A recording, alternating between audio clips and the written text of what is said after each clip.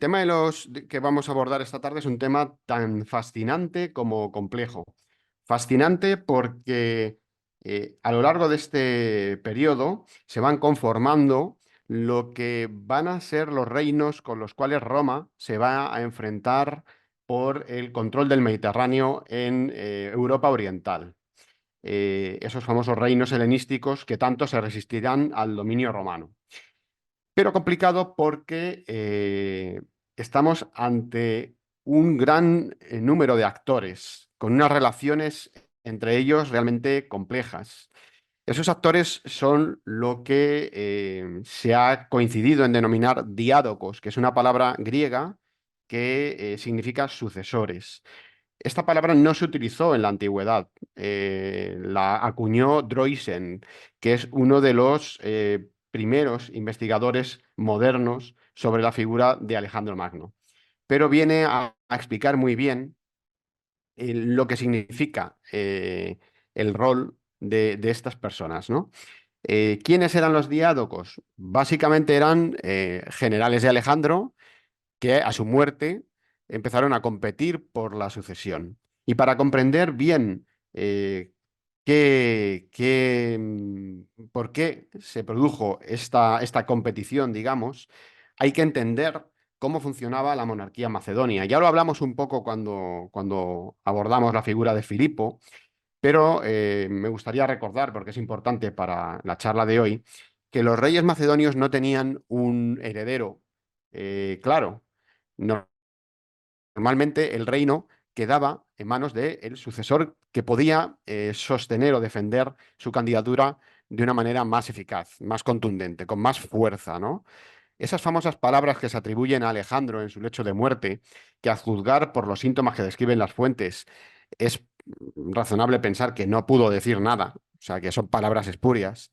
Esa famosa disyuntiva entre toi kratistoi, que significa al más fuerte, o acrátero, ¿no? Había un juego de palabras ahí. Bueno, pues eso de al más fuerte viene a resumir, es una especie de epítome de lo que ocurría a la muerte de cualquier rey macedonio, que todos los sucesores que podían aspirar al trono, pues combatían entre ellos hasta que quedara solo uno, ¿no? Y esto es lo mismo que pasa ahora. Cuando muere Alejandro, se produce una competición entre todos los sucesores por ver quién puede suceder al rey. Aquí tenemos una imagen, una ilustración medieval en la que aparece de manera anacrónica la muerte de Alejandro con los diádocos a su alrededor, ¿no? Y unas mujeres que le acompañan, que podría ser, por ejemplo, Roxana, ¿no? Bueno, pues para empezar a hablar o para situar esta cuestión de los diádocos, nos tenemos que remitir a la conquista de Alejandro. Aquí en el mapa pueden ver la amplitud de los dominios que llegó a controlar el macedonio, desde Grecia hasta el río Indo, pasando por Egipto y por el Cáucaso. Em, se ha coincidido también en que Alejandro de alguna manera inaugura un periodo que se llama el helenismo, ¿no? Que consiste en la expansión de la cultura griega, de la lengua griega, por todo este ámbito geográfico. Aquí, por ejemplo, tenemos un edicto, que es el edicto de Kandahar, una réplica, porque el original está en paradero desconocido, donde se escribe en griego y en arameo. Y aquí tenemos, por ejemplo, el edicto de Ashoka, que está en el Museo de Kabul, que también es bilingüe. Digamos que estos son los ejemplos más claros de qué significó el helenismo, de qué a qué punto llegó a expandirse, ¿no? Aquí tenemos un capitel de influencia griega, claramente, que está siendo manipulado en Ayhanum, en Afganistán. Y aquí tenemos un comité de bienvenida muy amable que está en un chayhane o salón del té, también de Ayhanum, en la provincia de Takán, en Afganistán, donde se ven capiteles de esa ciudad. Luego, el helenismo, digamos que establece una especie de uniformidad cultural en todo el orbe oriental, en lo que era antes el imperio persa, y una uniformidad que se basa en lo que es la cultura griega. Pero es un mundo de paradojas. ¿Por qué? Primero porque el mundo griego lo expanden los macedonios, que para algunos griegos no eran griegos, sino bárbaros, ¿no? Esto es una paradoja que me gusta siempre señalar. Demóstenes había acusado a Filipo de Macedonia de ser un bárbaro, de comportarse como un no griego, ¿no? y sin embargo fueron ellos los que expandieron la cultura griega. Por otra parte, en esa expansión de la cultura griega, el modelo político que se expande es la monarquía, no la famosa democracia, ¿no? Aunque también es cierto que la democracia no era la única forma de gobierno que existía en Grecia, ¿no? Ya hablamos también en su momento de que no podemos entender la Grecia antigua como la Grecia actual. Es una cosa absolutamente diferente. La Grecia actual es un estado moderno y la Grecia antigua, llamamos Grecia a una unidad cultural, ¿no? En la que había diferentes tipos de estado. Había democracias, había monarquías, había confederaciones, ligas. De manera que lo que finalmente queda, lo que se expande en esa época helenística, es la monarquía. Y luego también hay un contraste, porque hay una inestabilidad política importantísima, que ahora podemos desgranar, pero a su vez hay mucha prosperidad, tanto económica como artística, como de pensamiento, ¿no? Así que bueno, estamos ante una época de paradojas y ante una gran pregunta también. A veces se ha planteado la irrupción de Alejandro Magno como la ruptura, ¿no? Un punto de ruptura. Pero a mí me gusta verlo siempre en clave de continuidad, porque al final los personajes históricos no llueven del cielo, salen de un contexto, en este caso de la Macedonia del siglo IV, y bueno, pues desarrollan su actividad política en unas condiciones que no son o que no se pueden aislar como si estuviéramos trabajando en un laboratorio, ¿no? ¿A qué me refiero? Pues que, por ejemplo, los contactos entre el mundo griego y el mundo asiático habían sido permanentes. Recuerden ustedes, por ejemplo, la famosa guerra de Troya, ¿no? Ya no se está hablando de unas primeras relaciones conflictivas entre el mundo griego y el mundo el mundo asiático, ¿no? Luego las guerras médicas, durante las guerras del Peloponeso la influencia persa, la conquista de Macedonia por los persas en el siglo VI, las aventuras de mercenarios griegos en el mundo persa. Luego, se ha hablado siempre como Alejandro, como punto de encuentro entre Oriente y Occidente, pero ese punto de encuentro entre Oriente y Occidente ya existía, de manera que hay cierta continuidad, ¿no? No me voy a extender más en estas premisas previas porque nos ocupa un tema largo y complejo y no quiero abrumarles. Pero lo que quiero que vean es que estos diádocos son generales de Alejandro, de origen macedonio, la mayoría de ellos, que se comportan como macedonios, pero que se encuentran con lugares, con estados que ya tenían sus propias administraciones, que tenían sus propias instituciones, y de manera que se va a producir una especie de mezcla, de simbiosis entre ese mundo macedonio y ese sustrato cultural original, ¿no?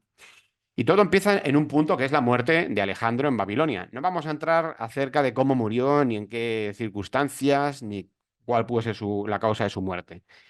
Vamos a entrar directamente en que su muerte deja, digamos, vacío el trono de Macedonia, porque solo hay dos sucesores aparentemente legítimos, que son un hijo que todavía no había nacido, que estaba en el vientre de Roxana, Alejandro IV, y su hermano Arrideo, que según las fuentes estaba perjudicado. No estaba en su sano juicio, tenía problemas mentales, ¿no? De manera que se produce un debate entre los generales de Alejandro, ¿no? Esos son los primeros pasos que se producen tras la muerte. Inicialmente, Pérdicas se convierte en el Epimeletés tes Basileías, que significa básicamente el regente de los reyes, ¿no? ¿Quiénes son esos reyes? Pues los que os he comentado ahora mismo. Alejandro IV, que no había nacido, y Arrideo. Pero esta no es la solución inicial. Había, digamos que, tres posturas diferentes. Cuando muere Alejandro, el anillo de Alejandro, que es el sello real, queda en manos de Pérdicas. Y Pérdicas, en un acto muy simbólico, Pérdicas era uno de los generales más próximos a Alejandro, en un acto muy simbólico se presenta ante los generales y deja el anillo en el trono junto a la diadema real y junto a los vestidos de Alejandro. Digamos que lo que está poniendo sobre la mesa, en este caso sobre el trono, delante de todos sus compañeros, son los símbolos del poder. Los símbolos del poder. Y Pérdicas apuesta a que lo que hay que hacer es esperar a que nazca Alejandro IV y que reine Alejandro IV, que es el legítimo sucesor de su padre Alejandro. Pero enseguida surgen voces discordantes. Una de ellas es la de Nearco. Recuerden que Nearco es el gran almirante de la flota de Alejandro, que realizó el periplo por el mar, por el Océano Índico y por el mar Arábigo, y que propone que el heredero sea un hijo ilegítimo que había tenido Alejandro con Barsine, que era una amante que había tenido el rey, ¿no? ¿Por qué? Nearco propone a Barsine probablemente porque estaba casado con su hermana. Entonces ya estaba viendo que es de la mano de ese heredero, de ese sucesor, que sería Heracles, él podría prosperar en el entorno de la corte. Y luego hay una tercera opción que se produce prácticamente de manera instantánea, y es la de la infantería de a pie, encabezada por Meleagro, que decide proclamar como rey a Arrideo. ¿Y esto por qué? Pues básicamente porque hay una fractura social entre la caballería de nobles macedonios y los infantes de a pie.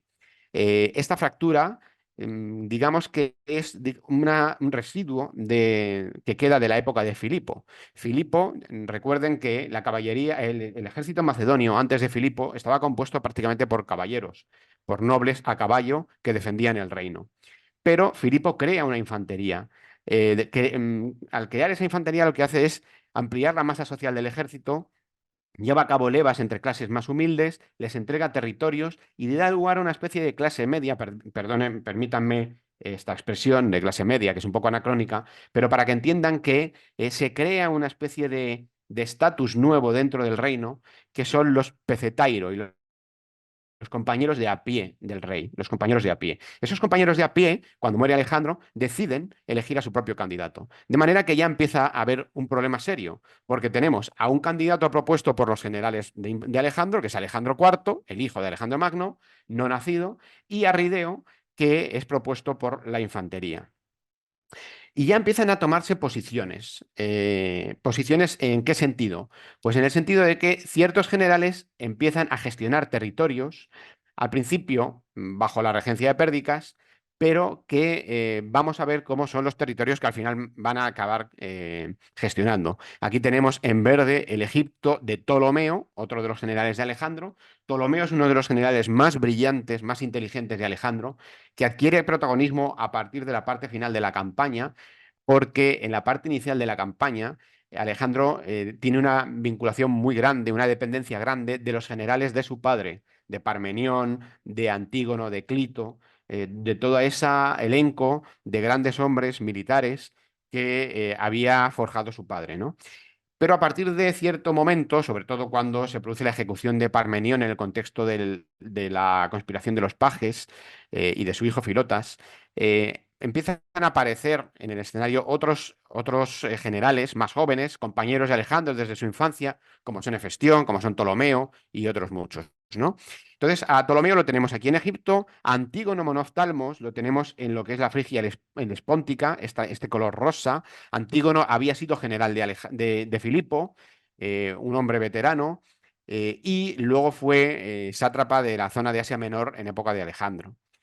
Luego tenemos a Lisímaco, que se establece en Tracia, Antípatro, que sigue siendo el regente del núcleo original del reino, en Macedonia y Grecia, y esta zona amarilla pues sería el territorio, amplio territorio que gestionaba Pérdicas como regente, ¿no?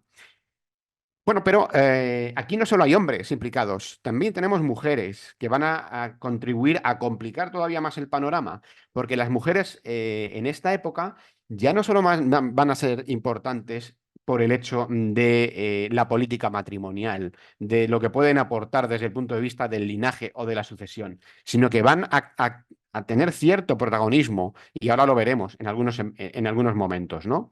Por ejemplo, las hijas de Antípatro. Antípatro, recuerden, como he explicado ahora, fue un hombre de la mayor confianza de Filipo. De hecho, se cuenta una anécdota, Ateneo de Naucratis recupera una anécdota del pasado en la que decía que Filipo se jactaba de decir que podían beber todo lo que quisieran porque era suficiente con que Antípatro estuviera sobrio, ¿no? Tal era la confianza que Filipo tenía en Antípatro. Alejandro mantuvo esa confianza, porque la política de Alejandro fue una política de continuidad respecto a la de su padre. y mantuvo esa confianza en Antípatro, nombrándole regente de Macedonia y de Grecia. Y a la muerte de Alejandro, Antípatro sigue leal a los argeadas y sigue siendo el regente de Grecia y de Macedonia, ¿no? Las hijas de Antípatro se van a convertir, por tanto, en objetos de deseo de los diádocos, porque los diádocos emprenden una carrera permanente por conseguir la legitimidad. Esto es muy importante. Nicea, una de las hijas de Antípatro, se promete con Pérdicas. Fila se casará con Crátero y más tarde con Demetrio Poliorcetes. Y Eurídice se casará con Ptolomeo. Y una de las asistentes de Eurídice, Berenice, también se casará con Ptolomeo. Pero luego irrumpen las mujeres del clan Argeada. Adquirirá un papel muy importante una nieta de Filipo de Macedonia, que es Adea, que se que adoptará el nombre de Eurídice, y su hija, Cinane, hija de Filipo y madre de Adea. Esto parece un poco Falcon Crest con los parentescos, pero bueno, no tengo más que... tengo la obligación de explicarlos porque si no luego no se entienden las cosas. Cinane es asesinada por Alcetas, que era el hermano de Pérdicas. Recuerden que Pérdicas era uno de los generales más importantes de Alejandro, actual regente en este momento. Y entonces Pérdiga tiene que autorizar la boda de Adea Eurídice con Arrideo. Arrideo, recuerden, como he dicho, era el candidato propuesto por la infantería que se convierte ahora mismo en Argeada. Bueno, ella era Argeada porque era hijo de Filipo, pero todavía más, porque ahora está casado con Adea Eurídice, que también es del clan Argeada. Y Adea, al casarse, asume un nombre que no es un nombre neutro, es Eurídice. ¿Quién es Eurídice? Eurídice es una de las reinas más importantes de Macedonia, la madre de Filipo de Macedonia, que llegó incluso a gobernar y llegó a salvar el reino, ¿no? Entonces, que Adea, al casarse con Arrideo, se ponga como nombre Eurídice, es una declaración de intenciones totalmente evidente, ¿no? Entonces, cuando ven las otras mujeres del clan Argeada que Adea Eurídice se ha casado con Arrideo, ven peligrar el futuro de Alejandro IV. ¿Y quién ve peligrar el futuro de Alejandro IV? La abuela, que es Olimpíade, la esposa de Filipo y madre de Alejandro Magno, y Cleopatra, la hermana de Alejandro Magno. Entonces se intentan acercar a Pérdicas, que estaba prometido con la hija de Antípatro. De hecho, se había casado con la hija de Antípatro para salvar los derechos de Alejandro IV. Pero entonces se buscan un problema, porque Antígono, que es muy hábil, revela los planes que tenían Pérdicas, Cleopatra y Olimpíade a Antípatro. Y entonces se forma una primera coalición de diádocos, resultado de la unión de Antípatro, Crátero, Antígono y Ptolomeo. ¿Vale? Bueno, entonces comienzan las hostilidades que, bueno, comienzan, no habían parado las hostilidades, pero bueno, tenemos una rebelión en Asia Central. Esta rebelión es sofocada rápidamente por Pitón, que es uno de los generales de Alejandro, y digamos que deja de suponer un problema. Pero hay un problema mucho mayor, que es la guerra lamíaca, que se llama así porque Antípatro, el regente de Grecia y Macedonia, había quedado aislado en Lamia, que es una ciudad del norte de Grecia, por los griegos que se habían unido porque habían visto en la muerte de Alejandro una oportunidad de recuperar su libertad, ¿no? Entre ellos Atenas. Así que se organizan y se revuelven contra Antípatro. Antípatro necesita la ayuda de Crátero, que ya estaba de camino a Grecia, porque una de las últimas decisiones de Alejandro antes de morir había sido relevar a Antípatro, que ya estaba mayor, para que le sustituyera Crátero en el poder. Y Leónato, que es otro de los generales, también acude al rescate de Antípatro. Lo consiguen, los macedonios vuelven a imponer el orden en Grecia, pero Leónato muere. Por su parte, hay una rebelión también de Antígono y de Ptolomeo. Antígono había recibido la orden de Pérdicas de ampliar los dominios en Asia para Eumenes. Eumenes es otro de los generales de Alejandro que había sido el encargado de la logística, de la contabilidad, de la gestión del ejército, pero no era macedonio. Eumenes era de Cardia, era griego, y entonces no tenía muy buena prensa dentro del ejército macedonio. Entre eso y que no elige muy bien a sus aliados, Eumenes va a quedar condenado, como veremos luego, a un segundo plano. Pero en estos primeros momentos, Eumenes adquiere un papel relevante. Entonces Antígono desobedece a Pérdicas y por si fuera poco, Pérdicas cuando, bueno, Crátero, perdonen, Crátero muere a manos de Eumenes en una confrontación, ¿no? Por si fuera poco, el lío, Pérdicas, que se dirigía a Macedonia con el féretro, con el carro fúnebre de Alejandro Magno, un carro suntuoso que nos describe Diodoro y las fuentes antiguas, eh, pues es interceptado por Ptolomeo y Ptolomeo roba el cadáver de Alejandro o se lo lleva a Egipto con el pretexto de que Alejandro quería ser enterrado en el oasis de Siba. Claro, esto es un pretexto que tiene toda la pinta de ser una construcción posterior. Me refiero al deseo de Alejandro de ser enterrado en Siba. Lo normal es que Alejandro quisiera ser enterrado en Macedonia, donde estaban todos los reyes macedonios. De hecho, existía una profecía que decía que el primer rey que no se enterrara en Egas sería el último de los reyes de Macedonia. Entonces, es muy probable que Alejandro se quisiera enterrar en Macedonia. Pero le interesa a Ptolomeo disponer del cadáver de Alejandro, porque el cadáver de Alejandro es otra fuente de legitimidad importante para mantener el poder. Así que se lo lleva a Egipto. Y Pérdicas intenta, de algún modo, recuperar, de algún modo no, por las armas, intenta recuperar ese carro con el cadáver de Alejandro, pero no lo consigue. No lo consigue y fracasa rotundamente, de manera que sus propios soldados lo ejecutan. Así que ya hemos perdido en esta primera tanda a algunos de los posibles sucesores. Crátero, que ha muerto a manos de Eumenes, y Pérdicas, que ha muerto a manos de sus soldados, eran, digamos, que los mejor colocados, porque habían sido, perdón, los hombres de mayor confianza de Alejandro. Y Leónato, que era otro general, también ha muerto. ¿Quiénes quedan? Pues fundamentalmente Antípatro, que sigue siendo el regente en Grecia y en Macedonia, Antígono y Ptolomeo, que se reúnen en Triparadisos. ¿Y para qué se reúnen en Triparadisos? Para alcanzar un statu quo. Antípatro se convierte en el regente de los posibles o futuros reyes, que serían Alejandro IV y Arrideo. Antígono se queda al mando de Asia eh, y Ptolomeo se queda con Egipto. Antígono Monoftalmos acabará con otro de los candidatos de los sucesores, que es Eumenes. Le vence en Orcinia y poco después lo acaba apresando y ejecutando. Y también vence a Alcetas, que era el hermano de Pérdicas, en la batalla de Cetrópolis, y Alcetas se acaba suicidando. Así que nos vamos quedando cada vez con menos sucesores, ¿no? Es una especie de lucha entre todos ellos para ver quién puede detentar mayor legitimidad a la hora de presentar su candidatura al trono, ¿no? Porque da la sensación de que en este punto ya con Pérdigas desaparecido, con Crátero fallecido, también con Eumenes desaparecido, los futuros reyes, Alejandro IV, que es todavía un niño, y Arrideo, tienen poco que hacer. Tienen poco que hacer porque ya se está dilucidando lo que va a ser la conformación de esos reinos, ¿no? Para colmo, muere Antípatro en el año 319.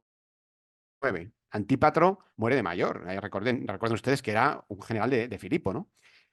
Pero miren por dónde Antípatro, en vez de designar sucesor como regente a su hijo, que era Casandro, designa a otro general de Filipo, Poliperconte.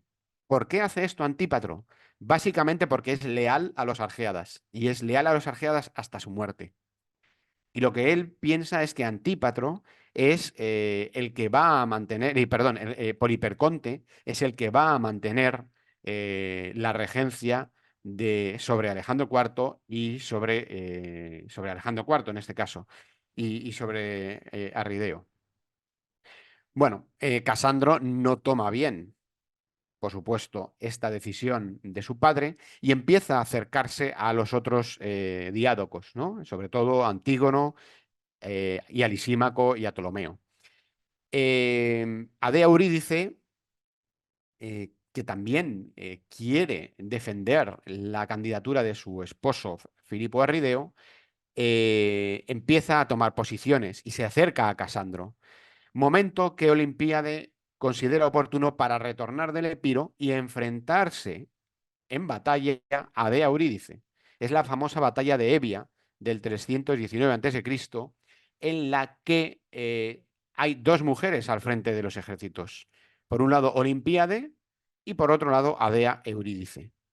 ¿Qué ocurre? Que cuando los soldados macedonios que estaban bajo el mando de Adea Eurídice ven a Olympiade, la madre de Alejandro, al otro lado del campo de batalla, abandonan las armas y desertan. De manera que Adea Eurídice es apresada junto a su marido, Filipo III Arrideo, y Olympiade los ordena ejecutar a ambos. De manera que han quedado expedito, en teoría, el terreno para Alejandro IV. Pero aquí nos encontramos con otra figura emergente, que es la de Casandro. Casandro no es que tenga un odio hacia los argéadas, sino que está haciendo es pelear por sí mismo, ¿no? Por intentar defender su, su candidatura, ¿no? Entonces sitia a Olympiade en Pydna y la apresa y manda ejecutarla. Se conserva todavía una inscripción que identificó Charles Edson en Pydna, que hace referencia al enterramiento de Olympiade, la madre de Alejandro Magno. Y manda confinar a Alejandro IV y a Roxana en Anfípolis. Alejandro IV y Roxana, que eran, voy haciendo recordatorios porque con tanto nombre entiendo que les resulte complicado seguir el hilo. Roxana era la mujer de Alejandro Magno y Alejandro IV era el niño que era hijo legítimo de Alejandro. Bueno, ahora llegamos a un punto en el que ya no está Antípatro tampoco. Y el personaje más importante en este momento es Antígono Monóftalmos. Lo de Monóftalmos le viene porque es tuerto, había perdido un ojo. Entonces, Antígono vence a Eumenes. Habíamos dicho antes que le había derrotado ya en una primera batalla. Eumenes había conseguido reorganizarse, pero ahora ya, después de las batallas de Paraitacene y de Gabiene, en las que hay que decir que Eumenes no actuó del todo mal. No me voy a entrar en el desarrollo de las batallas, pero tuvo un problema con los argiráspidas, que eran los escudos de plata, que eran soldados muy veteranos, que estaban bajo su mando. Los argiráspidas le abandonaron y Eumenes no tuvo la posibilidad de poder continuar enfrentándose a Antígono, así que fue apresado y ejecutado. Antígono se hace con los tesoros de Asia, fundamentalmente de Susa, que había sido una de las ciudades más importantes del Imperio Persa, y eso le da una inyección económica importantísima. Se convierte en un hombre muy poderoso que prácticamente está dominando toda Asia. Es capaz de expulsar a Seleuco, que era el sátrapa de Babilonia, que aparecerá posteriormente, y también arrebata las satrapías a Peucestas y Pitón, de manera que van quitándose, como ven, van desapareciendo del mapa personajes relevantes tras la muerte de Alejandro, ¿no? Ptolomeo sigue ahí, en su territorio. Ptolomeo adopta una actitud muy inteligente. Es un jugador, digamos, si me permiten el símil, bastante conservador. No se prodiga en exceso, pero lo que hace es que afianza mucho su poder en Egipto, hasta el punto de que logra instituir una dinastía, la dinastía tolemaica, que va a llegar hasta época de Cleopatra, ya en fricción con Roma. Bueno, pues Ptolomeo derrota a Demetrio Poliorcetes. ¿Quién es Demetrio Poliorcetes? Pues Demetrio Poliorcetes es el hijo de Antígono Monóftalmos, que ya empieza a actuar en nombre de su padre y en suyo propio. Pero lo derrota en Gaza en el año 312 a.C. y está en disposición de ayudar a Seleuco a recuperar Babilonia. Esto obliga a Antígono a llegar a un acuerdo con Ptolomeo en el 311 y más tarde con Seleuco en el 308. De manera que tenemos ya un nuevo mapa, más o menos, que nos pinta a Antígono en este territorio, que estoy señalando con el cursor, no sé si lo ven, a Casandro, que había eliminado a Olympiade en Macedonia y en Grecia, a Lisímaco, que sigue en Tracia, y a Ptolomeo, que está en Egipto y que ha expandido un poco sus dominios, como ven ustedes. Aquí tenemos a Seleuco, acogido por Ptolomeo, que luego retornará a Babilonia. Bueno, ya nos encaminamos hacia la campaña, hacia la batalla de Ipsos, que es una batalla bastante decisiva. Em, pero antes nos tenemos que dedicar a hablar levemente de la campaña de Demetrio Poliorcetes en Grecia, en el 307, y en Chipre, en el 306. Demetrio Poliorcetes proclama la libertad de los griegos, lógicamente con fines propagandísticos, y aquí se produce un acontecimiento muy importante, y es que Casandro ejecuta o manda ejecutar a Alejandro IV y a Rosana, que son los últimos, digamos, argeadas que quedaban con vida. Automáticamente, cuando esto ocurre, se abre la veda para que el resto de sucesores se proclamen reyes. No lo habían hecho hasta ahora. No podemos hablar de Ptolomeo como rey o de Antígono Monomoftalmos como rey, porque todavía existía la figura de los argeadas. Y mientras un argeada estuviera vivo, no podía haber otro rey en Macedonia. Pero ahora ya, una vez muertos, por obra de Casandro, sí que se permite el lujo, digamos, de nombrarse reyes. Y los primeros que lo hacen son Antígono y Demetrio, que se instituyen como reyes de sus respectivos territorios. A pesar de la paz que habían firmado, del acuerdo que habían llegado a Ptolomeo y Antígono, vuelven a chocar en Egipto, porque es la zona fronteriza entre sus dos territorios, mientras que Casandro y Lisímaco intentan repeler a Demetrio Poliorcetes en Rodas, en el año 305. Acto seguido, ya les había dicho que Antígono y Demetrio se habían proclamado reyes, Casandro, Lisímaco, Ptolomeo y Seleuco también se nombran reyes. Así, la tensión entre ellos va en aumento y se produce la batalla de Ipsos en el año 301. La batalla de Ipsos muere Antígono Monoftalmos, que era la persona, digamos, uno de los sucesores que más poder había llegado a acaparar. Demetrio Poliorcetes, que es su hijo, consigue huir y Lisímaco y Seleuco se alzan como vencedores, ¿no? Así que nos encontramos otra vez con una nueva redistribución del poder. Tenemos aquí a Lisímaco en la zona de Tracia con parte de Asia Menor, a Casandro, que sigue de momento dominando Grecia, a las posesiones de Seleuco, que ahora se ha encaramado como uno de los personajes más prominentes, y a Ptolomeo, que sigue en Egipto, ¿no? Cada vez Ptolomeo tiene más territorios hacia el noroeste, hacia el noreste, perdón, de su reino, y hacia el noroeste también, porque desde sus primeros pasos como, digamos, regente del territorio egipcio, se había expandido hacia Cirenaica. Bueno, nos vamos a encontrar ahora con un nuevo panorama. Ptolomeo se va a aliar con Lisímaco y con Seleuco, y en este momento muere Casandro. Demetrio aprovecha la muerte de Casandro, ocupa Atenas y se hace con Macedonia, poco a poco, pero entra en confrontación con Lisímaco, que se encuentra con el apoyo de Pirro del Épiro. Pirro, que es otro personaje muy relevante en los años posteriores, y por Ptolomeo. Finalmente, Demetrio, acorralado. Demetrio es una especie de superviviente. A mí es un personaje que me parece fascinante. No he tenido tiempo, porque en una hora es muy difícil condensar todas las andanzas de los diádocos, pero Demetrio va sobreviviendo como puede a los reveses que va sufriendo, pero finalmente muere en el año 283, ya a las puertas de la batalla de Corupedio. La batalla de Corupedio se produce por lo que les decía yo al principio de la charla. Estos reyes, ahora ya reyes, son macedonios, se comportan como macedonios, mantienen la poligamia, y la poligamia en la corte de Lisímaco es la que va a provocar el enfrentamiento. ¿Por qué? Porque Lisímaco contrae matrimonio con Arsínoe, que es la hija de Ptolomeo I. Al mismo tiempo, Ptolomeo se casa con una hija de Lisímaco. Y se produce un desplazamiento de Agatocles, que era hijo de Lisímaco, que acaba ejecutado. ¿Y qué pasa? Pues que la mujer de Agatocles, Lisandra, busca refugio en la corte de Seleuco, que era el otro convidado de piedra en todo este conglomerado, ¿no? De manera que Seleuco tiene el casus belli estupendo. Acoge a Lisandra y declara la guerra a Lisímaco y a Ptolomeo.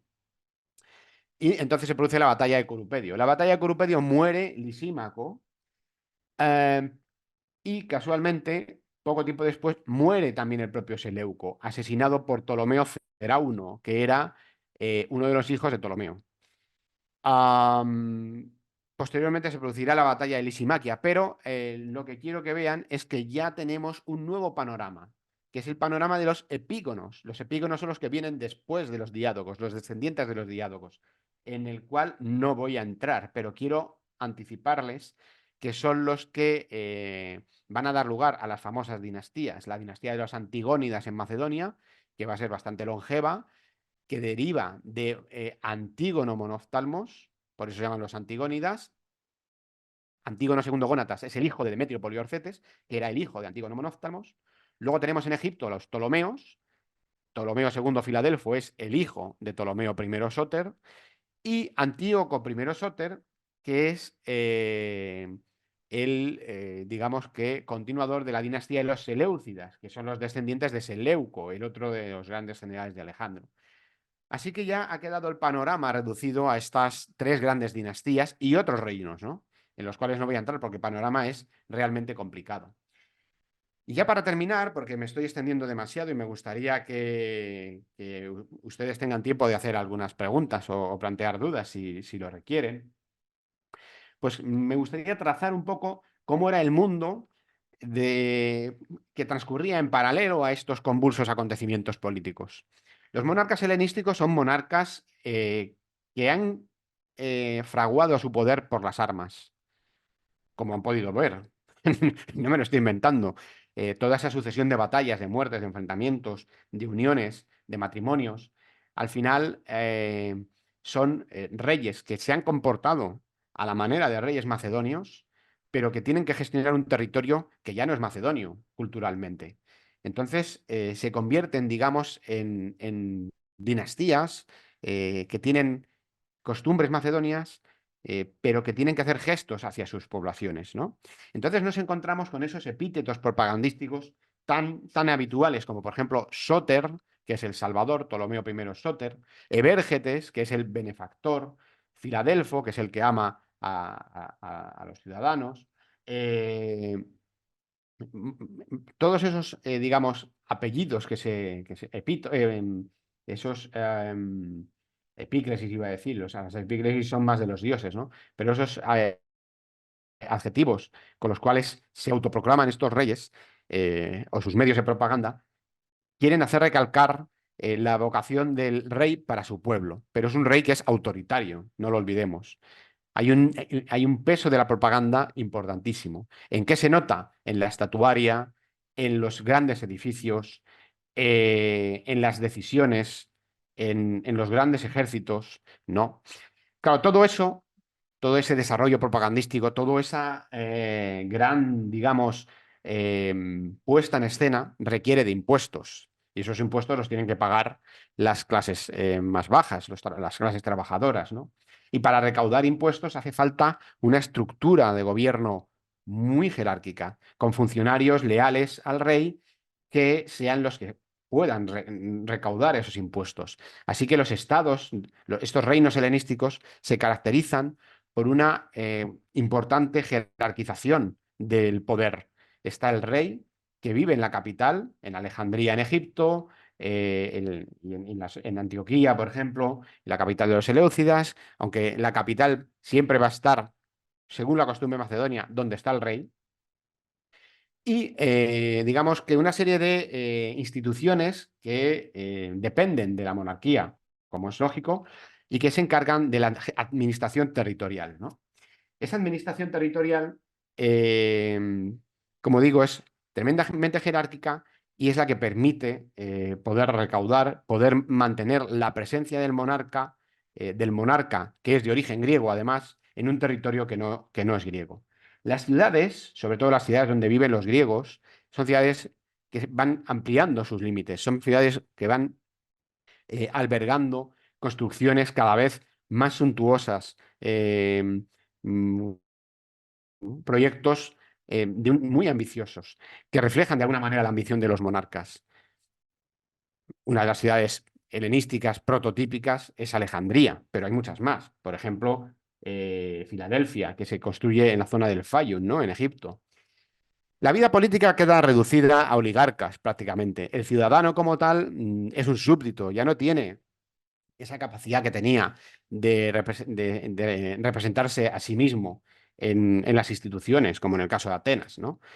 La mujer tiene, como hemos visto, un papel, digamos, ligeramente más activo. La mujer de las clases dominantes, de la élite, claro. La mujer que tiene posibilidades económicas o que o que por nacimiento está dentro de la corte. La mujer más humilde, lógicamente, sigue teniendo una vida mucho más humilde, replegada en los muros del hogar, como era la vida de la mujer antigua, ¿no? Pero digamos, en la antigüedad. Pero digamos que la mujer de la corte sí que tiene capacidad, de alguna manera, de poder influir. Y las mujeres de los reyes helenísticos van a ser importantes. De hecho, lo han sido, como hemos visto en algunos casos. Se da también una mezcla de diferentes pueblos. Los griegos, en las zonas no griegas, son minoría. Y son una minoría que además se mezcla relativamente poco, al menos en los primeros momentos, en las primeras etapas, ¿no? Estamos hablando, fíjense, a partir de la muerte de Alejandro en el 323 y hasta la batalla de Corupedio, que es de principios del siglo III. O sea que luego tenemos un tiempo enorme hasta llegar a la época de Cleopatra, ¿no? Digo Cleopatra porque digamos que es el epítome de todo este periodo helenístico. Entonces, van cambiando, ¿no? Pero en este primer momento, en esta primera fase, en este momento de gestación de esos reinos helenísticos, los griegos se mezclan poco con los pueblos conquistados, a pesar de que Alejandro, en vida, había intentado mezclar. Acuérdense de las bodas de Susa, ¿no? Que pretendían crear una nueva clase mixta griego-persa, ¿no? Y luego hay clases privilegiadas. Tenemos, por ejemplo, la casta de los sacerdotes, que es una clase que tiene muchos privilegios, mucho poder. Todos los funcionarios que están cerca del rey, desde el punto de vista político, religioso, militar, empiezan a tener bastantes privilegios. Y eso produce cierta quiebra, cierta fractura social. Que una fractura social que va a desarrollar la irrupción de nuevas corrientes filosóficas. ¿Por qué? Porque el individuo se siente cada vez más alejado del Estado. Ya no participa en los asuntos del Estado. Y es más, no solamente no participa en los asuntos del Estado, sino que lo que se decide en las élites le acaba afectando, porque tiene que pagar impuestos, porque hay más pobreza, porque cuando hay guerra tiene que sufrirla. Así que empiezan a desarrollarse corrientes de pensamiento que tratan de dar respuesta a estas inquietudes existenciales. Y son cuatro corrientes de pensamiento fundamentales que se van a mantener y que van a tener un impuesto importante, que son la escuela que funda Zenón de Citio, que se reúne con sus discípulos en la Stoa Poikile de Atenas y que por eso recibe el nombre de estoicismo, de Estoa, que está muy de moda ahora. Tenemos a Marco Aurelio hasta la sopa. Luego está la escuela de Epicuro de Samos, la llamada escuela del jardín, que es la escuela que busca el camino a la felicidad, la ataraxia, ¿no? Luego tenemos la escuela de los cínicos, encabezada por Diógenes de Sinope, y la escuela de los escépticos, encabezada por Pirrón de Elis. Aquí los tenemos, más o menos, aquí ven a ustedes a Diógenes metido en el famoso ánfora, a Pirrón y demás. Bueno, luego tenemos un gran progreso de la ciencia. Les decía que es una época de paradojas. Hay una alta inestabilidad política, hay una desafección de la ciudadanía o de los súbditos, pero hay cierto progreso. Eh, ¿Y cuál va a ser la cuna de la ciencia? Pues hay una, que es Alejandría. Al lado de la residencia palacial de los Ptolomeos, se manda a construir el Museion, el recinto de las musas, que estaba anejo al Palacio Real.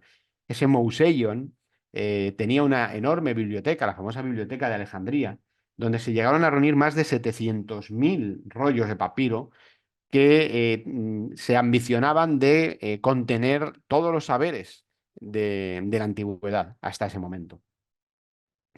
Em, y luego tenemos también grandes pensadores y grandes científicos en el ámbito de la geografía. Por ejemplo, tenemos a Eratóstenes, que fue capaz de calcular el radio de la Tierra. Tenemos grandes astrónomos, como por ejemplo Aristarco de Samos, Hiparco de Nicea.